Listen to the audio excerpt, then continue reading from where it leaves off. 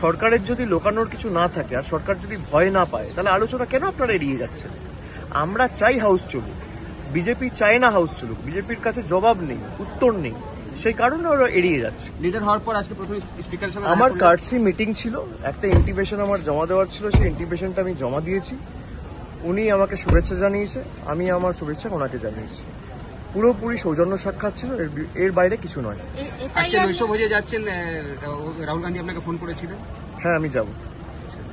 SIR নিয়ে কোনো কথা হলো স্পিকারের সাথে? না, আমরা স্পিকারকে বলেছি যে আমরা চাই হাউস চলুক এবং এসআইআর নিয়ে আমরা ডিসকাশন দাবি করেছি।